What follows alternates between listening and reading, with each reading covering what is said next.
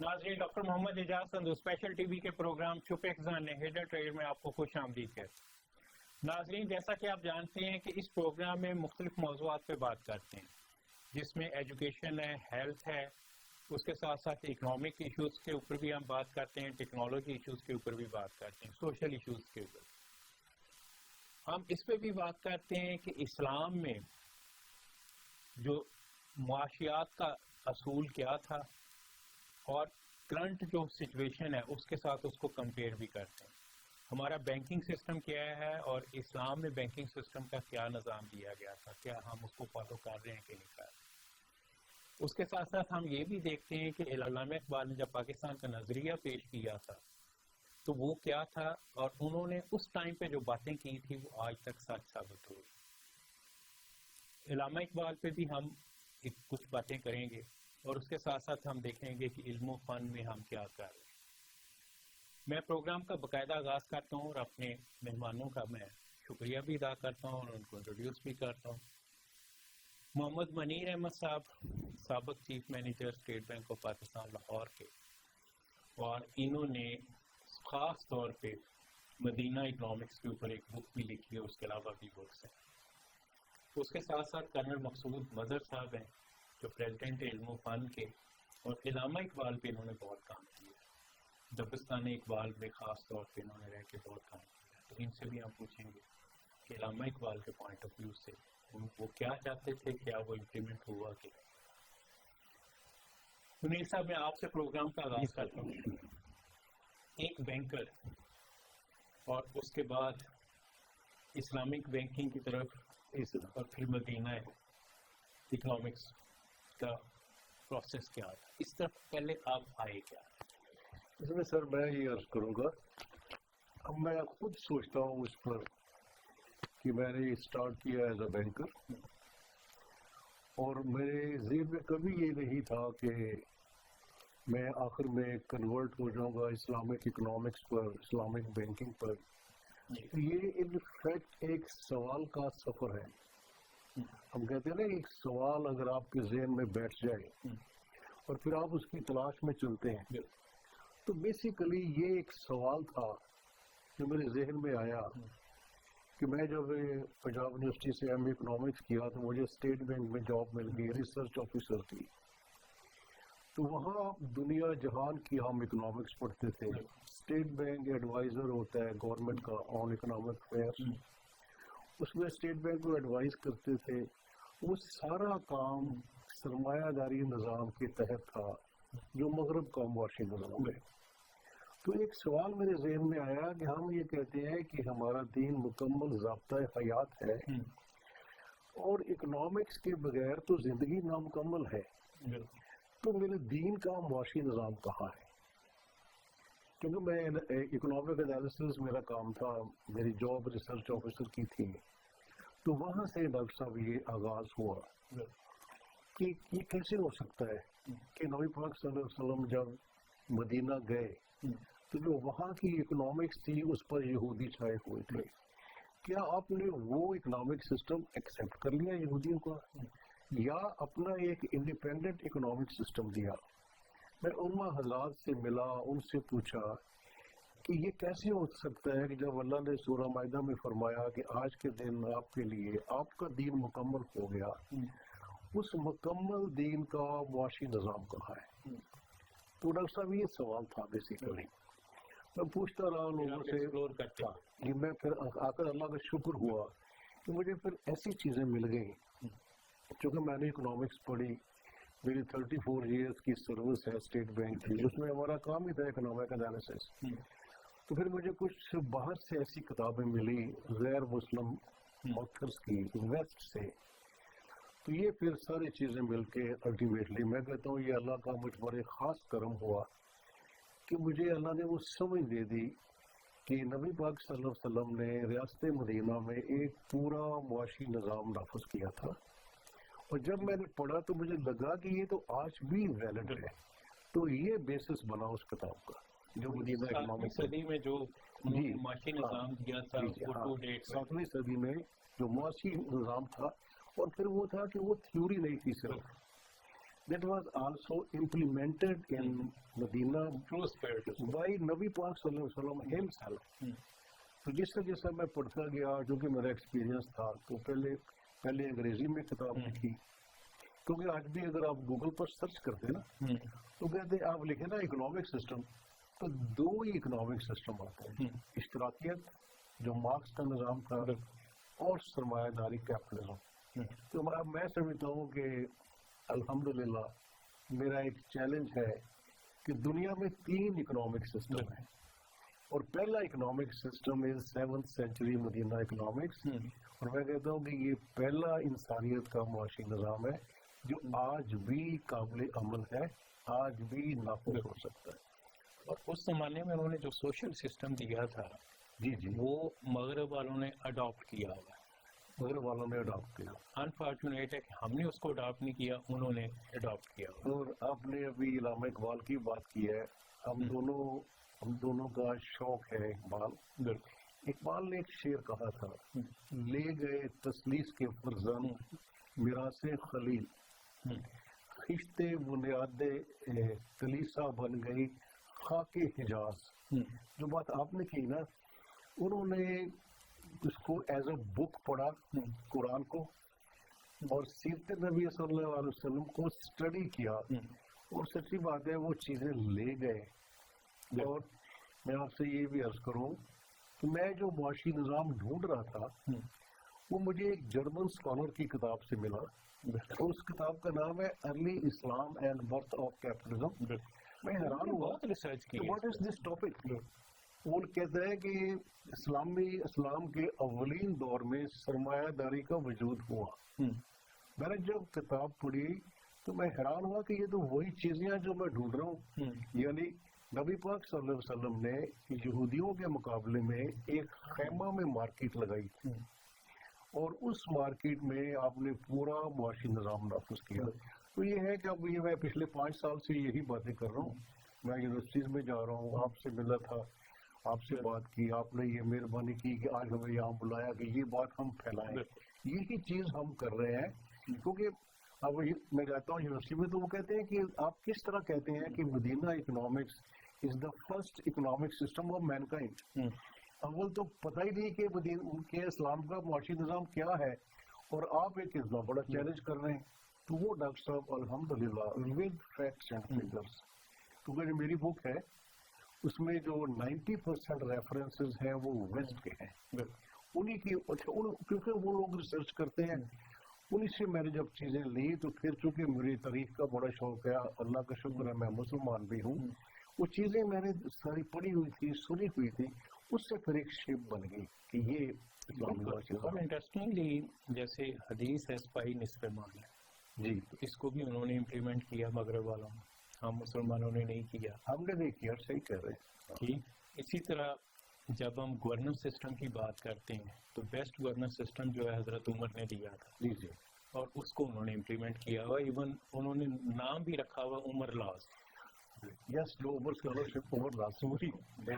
تو یہ انفارچونیٹ ہے کہ انہوں نے اڈاپٹ کیا, ہم نے نہیں کیا. یہ تو میں سر آپ سے عرض کروں گا کہ یہ 15 مارچ 2022 کو یونائٹڈ نیشنز نے فیصلہ کیا کہ 15 مارچ ہر سال منایا جائے گا پوری دنیا میں اگینسٹ اسلاموفوبیا. میرے ذہن میں ایک چیز چل رہی تھی کیونکہ میرا جو ٹاپک ہے 2, پہلے علامہ اقبال پھر نبی پاک صلی اللہ علیہ وسلم, تو میرا تھا کہ یہ کیسے ہو سکتا ہے کہ نبی پاک صلی اللہ علیہ وسلم کی باتیں آج ویلڈ نہیں ہیں. 1400 سال پہلے کی بات ہے, لیکن وہ ہمیں تو یہی قرآن میں بھی ہے, اللہ نے بھی یہی فرمایا. یہ جو نظام ہے کہ قرآن بھی مکمل ہو گیا اور نبوت کا ادارہ بھی مکمل ہو گیا اور نبی پاک صلی اللہ علیہ وسلم خاتم النبیین آخری نبی ہے. اس کا مطلب ہے کہ this is the final message for all the time and spaces. تو میرے یہ میں خواہش تھی کہ ایسی کوئی بات آئے جو آج کے 21st سینچری کے نوجوان کے لیے ہو. تو پھر وہ میری جو ابھی کتاب چھپی ہے ریسنٹلی, تو اس کا نام رکھا ہے کہ اسلام کا حقیقی چہرہ, دا ٹرو فیس. بالکل ٹھیک, اس پہ ہم آتے ہیں بعد. جی جی, اس پہ بعد میں آپ سے ڈسکشن کرتے ہیں. کرنل صاحب سے ہم جو ہے نا, کرنل صاحب پہلے تو یہ بتائیں کہ یہ علم و فن یہ سوچا کیسے اور اس کے اندر کیا کر رہے ہیں؟ سب سے پہلے میں آپ کا شکریہ ادا کرتا ہوں کہ آپ نے ہمیں ایک ایسے پروگرام میں بلایا جس کا نام ہی بڑا انٹرسٹنگ ہے، شکر خزانے، جی اور ہم ایلیویٹڈ محسوس کر رہے ہیں اپنے آپ کو، واقعی ہم خزانے ہیں۔ یہ بھی ایک سٹوری ہے، اس کا نام بھی جی بالکل، تو زبردست نام ہے ماشاء اللہ۔ بیسیکلی ہڈن پوٹینشیل کے بارے میں سوچا گیا تھا، وہ بالکل صحیح ترجمہ کیا، تو اس کا ترجمہ اردو میں جو ہے نا پھر ہم نے یہ خزانے کا بھی مناسب۔ یہ علم و فن یہ کہ مجھے اتفاق ہوا ہے کہ ایک یہاں آرگنائزیشن ہے لاہور میں جو کہ علامہ اقبال کے حوالے سے بہت کام کر رہی ہے آج بھی، اور وہ یہ علامہ اقبال کی فیملی، بالکل ڈاکٹر جاوید اقبال تشریف کریں، بالکل وہ اس کے پیٹرن چیف تھے، اور میاں اقبال صاحب جو نواسے ہیں علامہ اقبال کے، جی وہ بھی اس چیز ایگزیکٹو ہیں۔ تو مجھے الحمدللہ کے 5 سال وہ آرگنائزیشن رن کرنے کا موقع ملا ہے۔ ہم نے اپنی حیثیت کے مطابق کچھ خدمت کیا علامہ اقبال کے حوالے سے، تو وہاں کچھ خیال آیا کہ علامہ اقبال کی جو کتابیں ہیں ان کی بھی کچھ کوشش کی جائے تصحیح کرنے کی۔ اس کے حوالے سے پھر یہ ایک آرگنائزیشن ہم بنائے جس کا نام میں رکھا ایوان علم و فن، کہ جو جتنی بھی ہماری تصنیفات ہیں ان کو ہم اس آرگنائزیشن سے ہم ان سے منسلک کریں اور اس سے ہی اس کی پبلشنگ کی جائے۔ لیکن آہستہ آہستہ اس کی شیپ ایسے بدلی کہ یوں ہمارے یہ مزید شبہ خزانے ہمارے ساتھ ملتے گئے، جیسے منیر صاحب آ گئے ماشاء اللہ، اسلامک اکانومی کے ایکسپرٹ ہیں۔ اس کے بعد ایک اور دوست تھے، وہ کمپیوٹر کے ایکسپرٹ تھے، انہوں نے قرآن پاک پہ بہت کام کیا کمپیوٹر کے حوالے سے۔ پھر ایک اور دوست ہیں جو کہ پاکستان کی مشہور کیلیگرافر ہیں، اور اس وقت تو ان کو بھی ہم بلائیں گے ضرور کی پچھلے 4 سال سے قرآن پاک کے اوپر کام کر رہے ہیں کہ ہاتھ سے قرآن پاک لکھ رہے ہیں، اور اس انداز سے لکھا جا رہا ہے جس انداز سے کہ پوری امم میں یہ قرآن پاک لکھا جاتا تھا۔ جو دیکھیں قرآن پاک جو ان سے یہ لکھنا سورہ پاکستان کی سنت ہے۔ مغل شہنشاہ بھی لکھتے رہے، ایگزیکٹلی، تو وہ آتے آتے بادشاہوں نے ذمہ داری لی، اور پھر اس کی مثال اورنگزیب ہے جنہوں نے اپنے ہاتھ سے قرآن پاک کی کتابیں۔ اچھا، لیکن جب انگریز کا دور آیا تو جو ویلیوز تھی ہماری قرآن پاک، وہ انہوں نے پوری کی پوری نہ صرف تباہ کر دی بلکہ اس انسٹیٹیوشن کو ختم کر دیا۔ اب وہ قرآن پاک لکھنے والے، اس کے جو پیج بنانے والے، اس کی سیاہی بنانے والے، دیکھیں قرآن پاک اللہ کا کلام ہے، اس کی سیاہی میں بھی کسی حرام کی کوئی چیز یا کوئی کیمیکل شامل نہیں ہونا چاہیے، اس میں جو رنگ استعمال ہوتے ہیں وہ بھی حلال، اس میں کوئی چیزیں ہونی چاہیے۔ تو ابھی یہ جو ہمارے دوست ہم سے پچھلے 4 سال سے یہ جو ہے نا پوری کے پورے انسٹیٹیوشن کو ریوائو کر رہے ہیں کہ ایسا پیپر پہ قرآن پاک لکھا جا رہا ہے 1000 سال تک کر چلے کا مسئلہ، ہر قسم کی جو صحیح ہے وہ حلال استعمال ہو رہی ہے۔ تو یہ اچھا، اس طرح اور بھی ایک دو دوست ہیں کہ جو کہ ہماری آرگنائزیشن کا حصہ ہے، اور they are specialist in their field, اپنے شعبے میں، اور ہمارا مقصد ہے کہ جو مجھے یہ پتہ چلا تھا کہ ایک صاحب ہیں جو قرآن پاک انہوں نے پارا بڑے سائز میں ہاتھ سے، اور انہوں نے 30 پاروں کا وہ پورا ایک جلد بنائی قرآن پاک ہاتھ سے لکھے۔ ہاں، یہ بھی ہاتھ سے لکھا جا رہا ہے، اس میں نہ صرف ہاتھ سے لکھا جا رہا ہے بلکہ اس کی جو ڈیکوریشن ہے، جس کو ایلومینیشن کہتے ہیں انگریزی میں، جو خوبصورت اشیاء ہوتا ہے، اس میں 100% سونا استعمال ہو رہا ہے، 100% گولڈ یوز ہو رہا ہے، ٹھیک ہے نا جی۔ اور ماشاء اللہ ایسے لوگ بھی ہیں کہ جو اتنے بڑے پروجیکٹ کو، اتنے ہیوی پروجیکٹ کو فائننس بھی کر رہے ہیں، ٹھیک ہے نا۔ تو یہ علم و فن سے، پھر علم و فن نے کچھ کتابیں بھی پبلش کی ہیں جس میں کہ مجھے سخت بکس ہیں، ٹھیک ہے جی۔ اس کے بعد پھر ہم نے کیلیگرافی پہ جو کام کیا اس کی بھی ہم نے وہ کتابیں پبلش کی ہیں جو اس سے پہلے پاکستان میں پبلش نہیں ہوئی۔ تو ہم اسلامک سویلائزیشن اور نیشن بلڈنگ کے پروسیس کو آگے لے کے چل رہے ہیں۔ پھر آپ کی خدمات لیں گے ایک اور بک کے لیے کہ پاکستان کا national innovation and technology system کے اوپر ہم نے پچھلے کچھ سالوں سے ریسرچ کر کے ایک بک لکھی ہے، اس کو پبلیکیشن پروسیس میں اب لے کے جانا ہے۔ اس کو کیجیے گا، بلکہ ہم آپ کو بہترین جو ہے نا کمپوزیشن اور اس کی پرنٹنگ پرووائڈ کریں گے، پاکستان کی بہترین انشاءاللہ۔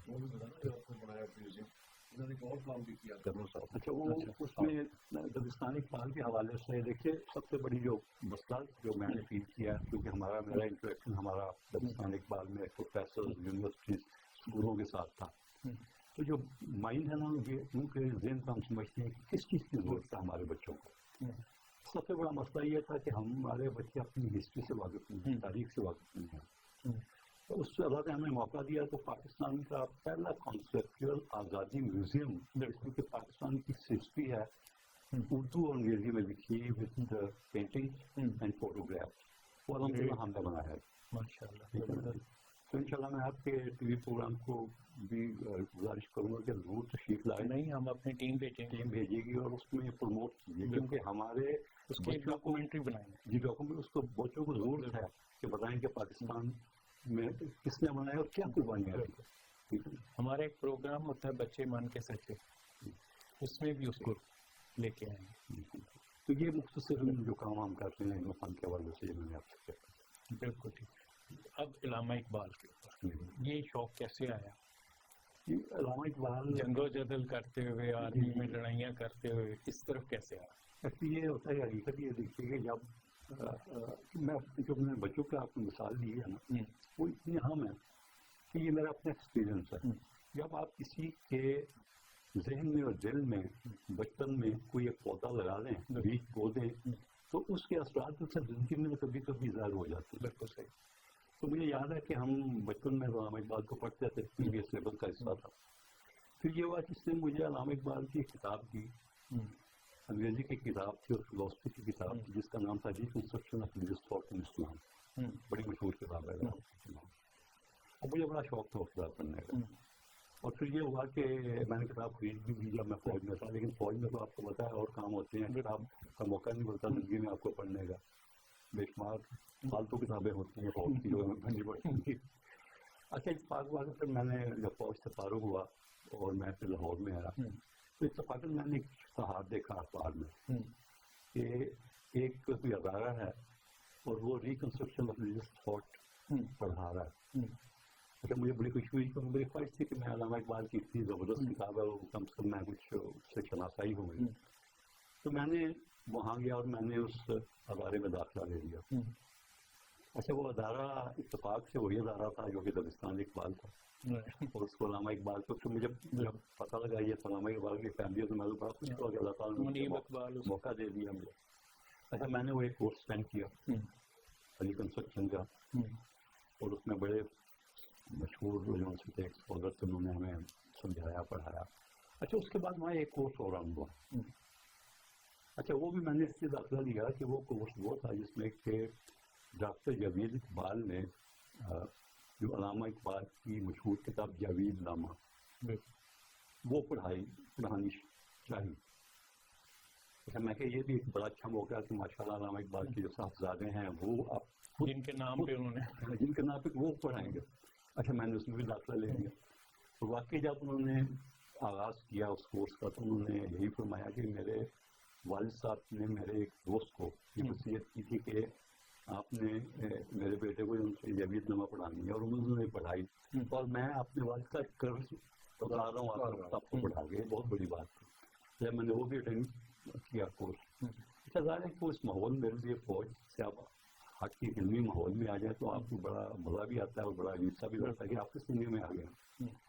تو میں نے وہاں جب لوگوں کے ساتھ انٹریکشن ہوا اور گپ شپ لگتی تھی, ڈسکشن ہوتی تھی علامہ اقبال کے حوالے سے, تو پھر مجھے ایک دن وہاں میاں اقبال صاحب جو ہمارے چیف ایگزیکٹو تھے انہوں نے کہا کہ ہماری ایک کمیٹی ہے جو کہ علامہ اقبال کے اس ادارے کو پروموٹ کرنے کے لیے کام کر رہی ہے, تو آپ بھی اس کے ممبر بنیں.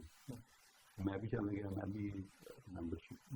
اچھا ابھی پاکستان میں جو ہے نا سول کا نظام ذرا ڈفرینٹ ہے فوج سے.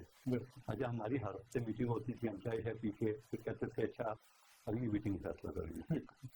جو پاکستان ہر ادارے کا یہی حال ہے. اچھا تقریباً میں نے 5-6 میٹنگ اٹینڈ کی, میں کہ یہ تو چائے پیتے رہیں گے یہاں بیٹھ کے, کام ہوگا نہیں. تو میں نے یہ کیا کہ مجھے کیونکہ 8-6 مہینے ہو گئے تھے کام کرتے کرتے, تو میں نے تقریباً 2-3 پیج کا ایک سجیشن میں نے اس کو ڈراپ کیا, تو میں نے ای میل کر دی یہاں ساتھ. اچھا دوسرے دن مجھے فون ہو گیا میں کہ آپ آئیں ذرا میں نے ڈسکس کرنا. پھر میں چلا گیا ان کے آفس میں, کہنا یار آپ کے سیشنز ٹھیک ہے, آئی تھنک کہ یہ امپلیمنٹ ہونی چاہیے. کرنل صاحب بریک کا ٹائم ہو گیا, اس پہ ہم ڈسکشن بریک کے بعد آپ کے چلیں. چلو ناظرین, ब्रेक का टाइम हो गया, स्टे ट्यून्ड, हम ब्रेक के बाद आके प्रोग्राम का यहीं से आगाज करें।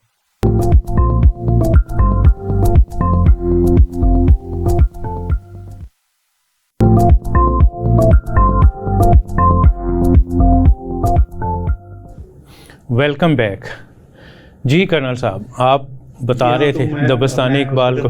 मियाँ साहब के दफ्तर में बैठा हुआ था ब्रेक से पहले, तो उन्होंने कहना कि अच्छी बात है तो इसको इम्प्लीमेंट करें। मैं कही मैंने आपको सजेशन दे दिया, यू आर दी बॉस, आप कीजिएगा। कहने लगे भाई सजेशन तो तुम्हारी है, तो मैं पंजाबी में मुहावरा जेड़ा बोले हो बुंदा खोले। अच्छा, अभी एक्चुअली मैं क्योंकि नया नया आया था, मैं दुबई में था, बेस था, मैं वहाँ से लाहौर आके I want to settle down के यार अभी कुछ करें, रोजी रोटी आगे पीछे होता है ना, कुछ काम करना होता। अभी ज़ाहिर है कि इतनी बड़ी रिस्पॉन्सिबिलिटी थी और इकबाल के हवाले से तो मैं रिफ्यूज़ नहीं कर सकता था। तो मैं कहा जी बिल्कुल ठीक है, जो मुझसे हो सका मैं 2-4 घंटे दूंगा। अच्छा, जब आप इकबाल की आप बात करते हैं तो आप दीन की बात करते हैं, आप रसूल पाक सल्लल्लाहु अलैहि वसल्लम की बात करते हैं, आप कुरान की बात करते हैं, आप अपने आप को कैसे अलग कर सकते हैं? बिल्कुल।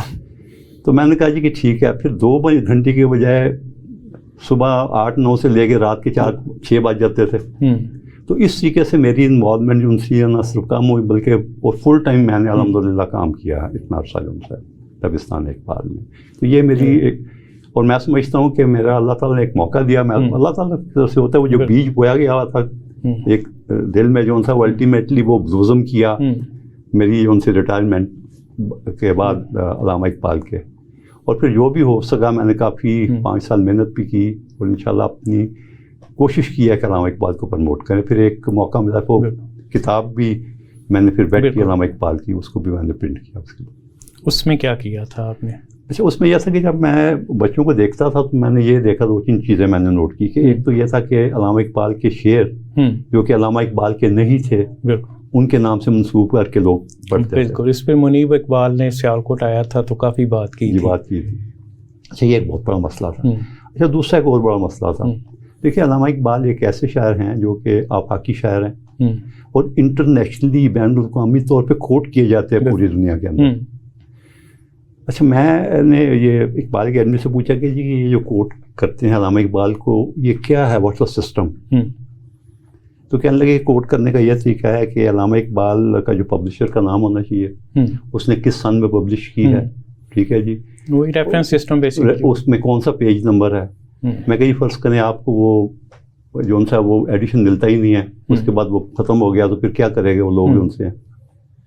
अच्छा, ये कुछ मसाइल ऐसे थे कि जो मैं कोशिश करता था कि जो अल्लामा इकबाल के एक्सपर्ट हैं जो ऑलरेडी काम, क्योंकि मेरा तो एक नॉविस हूँ, मेरा तो मैं कही जी कि आप एक ऐसे करें, अल्लामा इकबाल पे ये काम करने की ज़रूरत है। एक ऐसी किताब होनी चाहिए जो कि एरर फ्री हो, इसमें गलतियाँ नहीं होनी चाहिए। क्योंकि ऐसा से मुझे पता लगा कि अल्लामा इकबाल की ओरिजिनल जो थी ना पब्लिकेशन, जो उनके ज़माने में थी, जो कि डॉक्टर जाहिद इकबाल की ज़िंदगी में पब्लिश होती रही हैं, अच्छा, उसको इन्होंने बाद में पब्लिशर ने तब्दील कर दिया, उसमें बहुत फास्ट गलतियाँ की, ठीक है ना जी। अच्छा, वो जब मैंने ये देखा सारा, मैं कहा यार कि ये उनसे अल्लामा इकबाल के साथ बहुत बड़ी ज़्यादती इसलिए है कि एक शायर की ओरिजिनल थॉट है, उसकी ओरिजिनल जो डायरेक्शन उसने हदायत दी है, आप उसको तब्दील कर दें अपनी मर्जी से।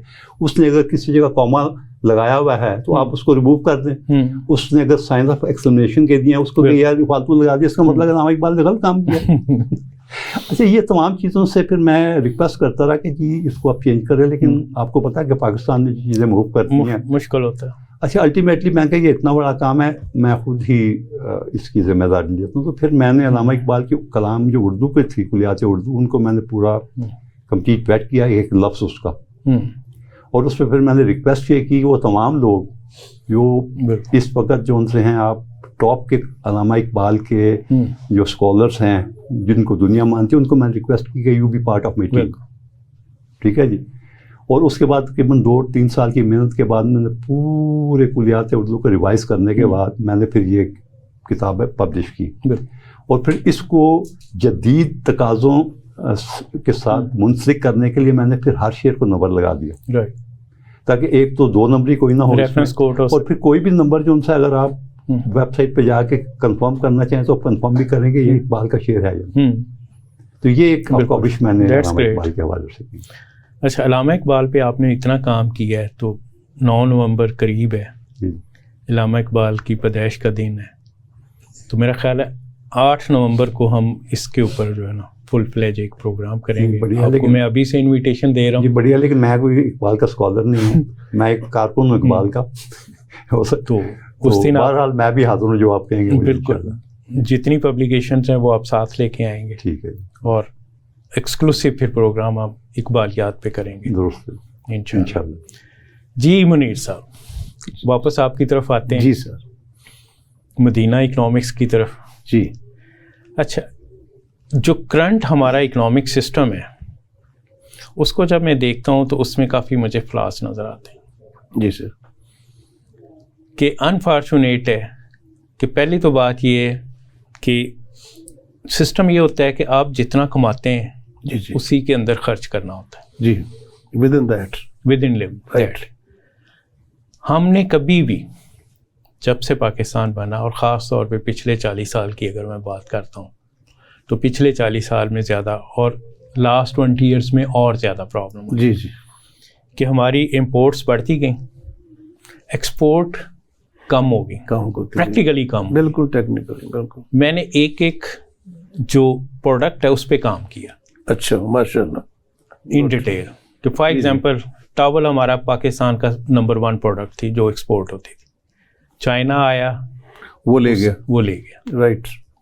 तो नंबर जब पे जाते हैं, क्वांटिटी पे जब हम जाते हैं तो एक्सपोर्ट कम हुई, बड़ी नहीं। लेकिन इंटरनेशनल मार्केट में और डॉलर की वैल्यू चेंज होने का बेनिफिट हमें मिलता रहा, उस वजह से जो है ना जी जी वो आपकी एक्सपोर्ट बढ़ गई, वॉल्यूम कम हुआ है एक्चुअली, जी जी, मैं समझ गया। तो एक्सपोर्ट बढ़। हालांकि करेंसी डिवैल्यू हुई है तो वही उस हिसाब से एक्सपोर्ट नहीं बढ़ी। बिल्कुल हाँ, बिल्कुल नहीं ठीक कह रहे हैं। अब 2022 को जब हम एनालिसिस करते हैं जी जी तो हमारी इंपोर्ट्स जो थी वो तकरीबन $80+ बिलियन की थी, जी, और एक्सपोर्ट जो थी वो 25 26, हाँ जो ऑफिशियल फिगर है वो 32 देते हैं, हाँ 32 है। लेकिन उसमें से भी अगर हम जो रॉ मटेरियल इंपोर्ट जी, करते जी। हैं हाँ हाँ वो हम माइनस कर दें, जो हम एक्सपोर्ट के दौरान जो सप्लाई चेन जी, के जी। पॉइंट ऑफ व्यू से लॉजिस्टिक्स में हम खर्च करते हैं वो माइनस कर दें, राइट। तो एक्चुअल वही 25 भी नहीं, अराउंड 20 आ। Yes yes. और खर्च हम कर रहे हैं 80। तो अब जब 80 हम खर्च कर रहे हैं तो जो फ़र्क है वो कहीं ना कहीं से पूरा होना है। अब मैंने मुख्तलिफ प्रोग्राम में एनालिसिस दिया था कि 2007 में हमारी जो रेमिटेंसेस थी, क्योंकि आप स्टेट बैंक में रहे, वो $1 बिलियन थी, ठीक। जो बढ़कर अब 31-32 बिलियन हो गई। और उसकी वजह जो बनी है कि वो जो पढ़ा लिखा जवान पाकिस्तान से बाहर गया है उन्होंने ज़्यादा कमाना शुरू किया और जी। रेमिटेंसेस उस वजह से बाहर से पैसे आए। बाहर जी से। जी तो अभी भी अगर हम स्किल सेट पे फोकस करके उसको अगर हम एक्सपोर्ट करें, क्योंकि हमारी यंग पॉपुलेशन बहुत है माशाल्लाह, पॉपुलेशन में भी हमने रिकॉर्ड कायम किया, जी जी तो हम easily with in a year और $200 बिलियन क्रॉस कर सकते हैं। तो इस्लाम भी यही कहता है कि जितना आप कमाते हैं उससे कम खर्च करो। बेशक, बिल्कुल ठीक।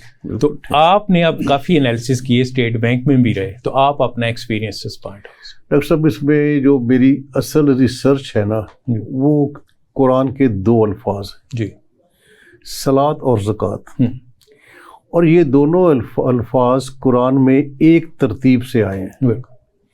हमेशा पहले सलात आया, उसके बाद ज़कात आया। बिल्कुल।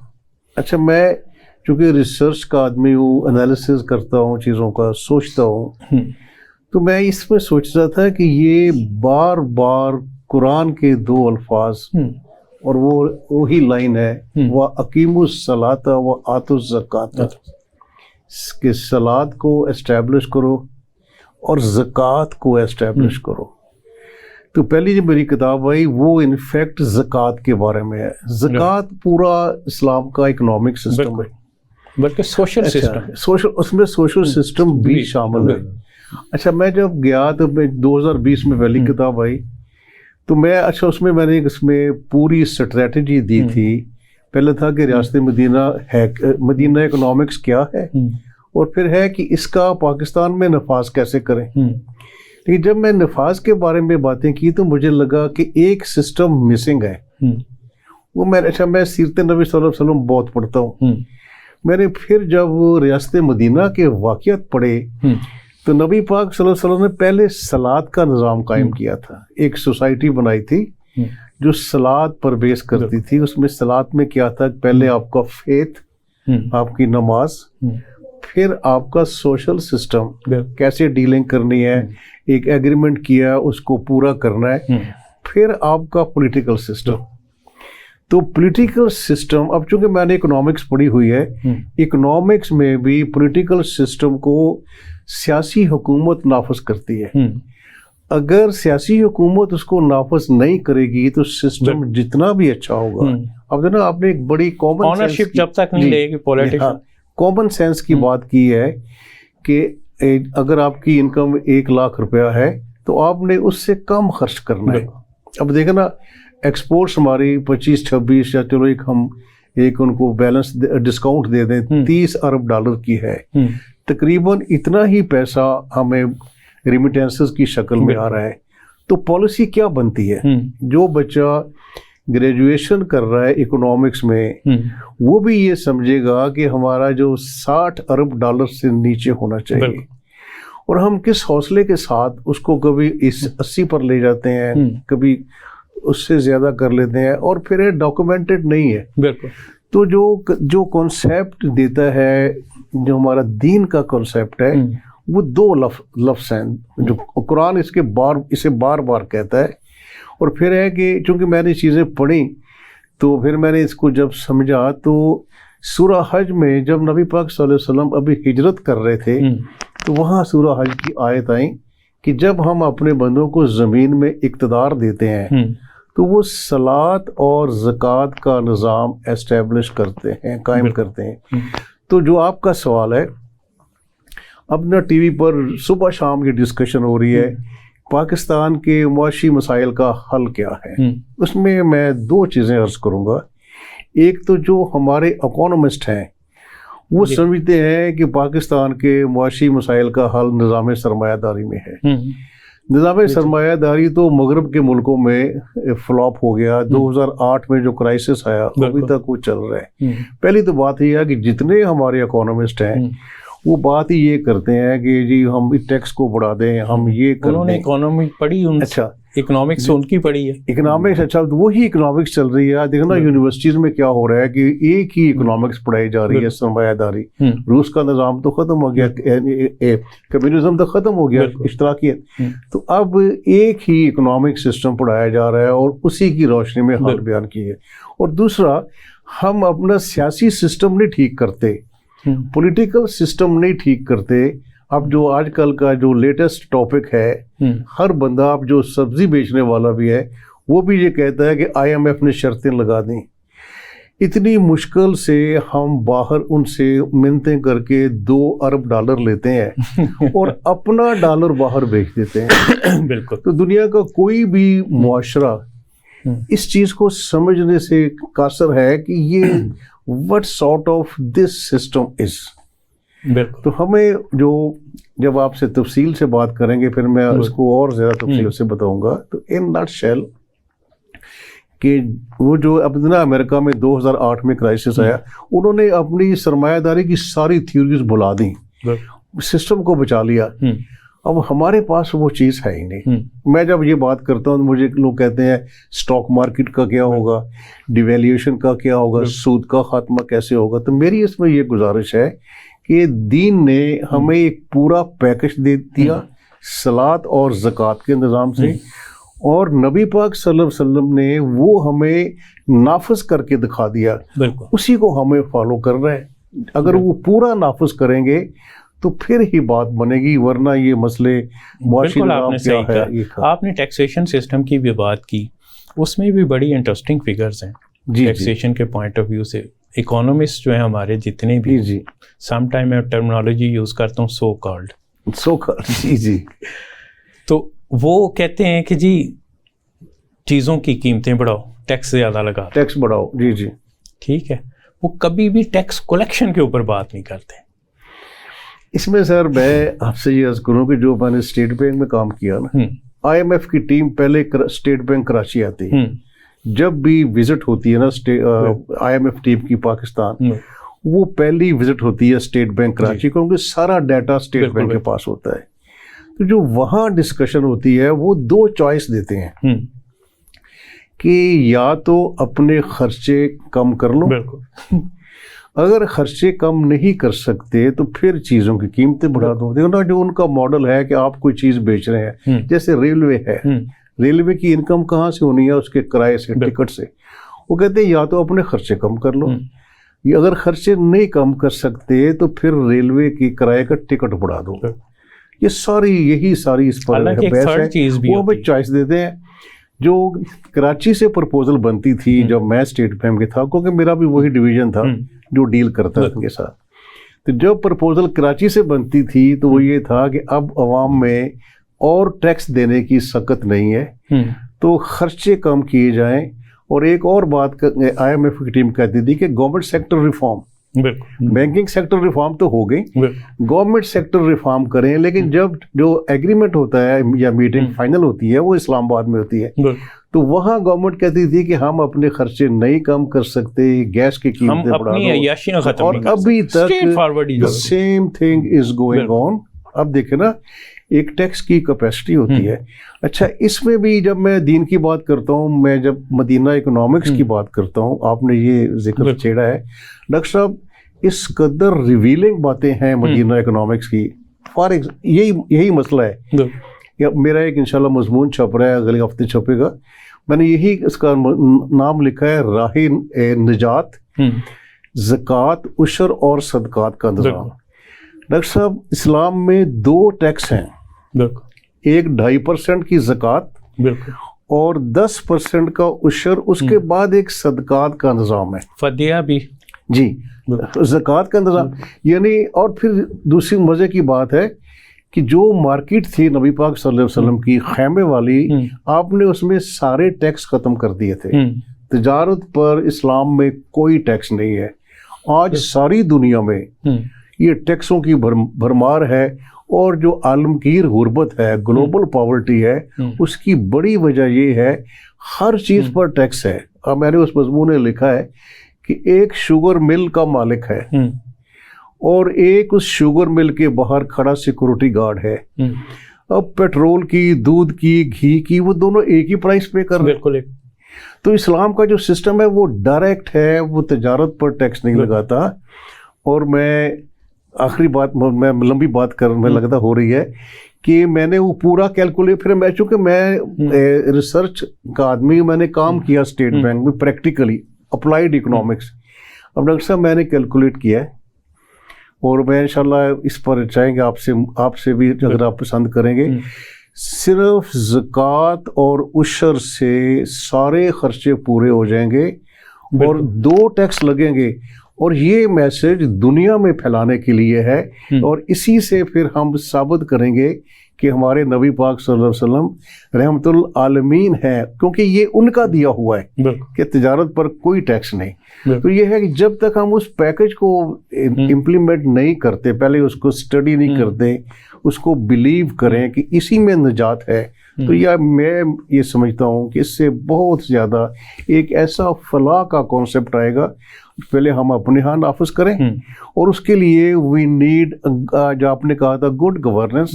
وی need a good governance model, تاکہ یہ ہم یہاں پہلے کریں اور پھر لوگوں کو بتائیں. بالکل. بہت بہت شکریہ. ویلکم جی، بہت آپ شکریہ، آپ نے بلایا. تو کرنل صاحب کو ہم 8 نومبر کو بلائیں گے، آپ کو ہم 9 نومبر کو بلائیں گے، جیسے آپ کہیں. Thank you. ان 2 دنوں میں آپ دونوں کے ساتھ الگ الگ بات ہوگی. آپ کے ساتھ اقبال پہ بھی بات ہوگی، اور دین فردر مدینہ اکنامکس پہ بھی بات ہوگی. ناظرین، پروگرام کا وقت ختم ہو گیا. آخر پہ 2 چیزیں میں کہوں گا. ایک وہی کہ مدینہ اکنامکس میں کیا چیز دی گئی ہے اور کس طرح کا سسٹم دیا گیا ہے کہ جس سے فلاحی ریاست کا قیام ہوتا ہے. ٹیکسز جتنے کم ہوں گے، کرپشن اتنی ہی ختم ہو جائے گی، کم ہوگی. ٹیکسز ریٹ جتنا بڑھاتے جائیں گے، کرپشن بڑھتی جائے گی. تو ہم جو ٹیکس ریٹ بڑھاتے ہیں وہ ہم بیسیکلی کرپشن بڑھاتے ہیں. اسی لیے آپ کا کلیکشن سسٹم جو ہے نا کبھی بھی بہتر نہیں ہوتا. وہ سنگل ڈیجٹ میں ہی رہ رہا ہے، وہ ڈبل ڈیجٹ میں کبھی نہیں جاتا. اس میں مختلف ایگزامپلس موجود ہیں. اور سکسیسفل پاکستان میں ہوئی کہ پی ٹی سی ایل کا جب ریٹ بہت زیادہ تھا کال ریٹ تو کرپشن زیادہ تھی. جب کال ریٹ کم ہو گیا، نہ ہونے کے برابر ہو گیا، تو کرپشن ختم ہو گئی. تو موجود ہے ایگزامپلس ہمارے پاس جس کے سولوشنس موجود ہیں. اس کے ساتھ ساتھ علامہ اقبال 9 نومبر آ رہا ہے، اس پہ ہم ایک پروگرام بھی کریں گے. علامہ اقبال نے اس دور میں جو باتیں کی تھیں وہ ابھی تک وہ بھی سچ ثابت ہو رہی ہیں. اس کے ساتھ اپنے میزبان ڈاکٹر محمد اعجاز سندھو کو اجازت دیجیے. اللہ حافظ.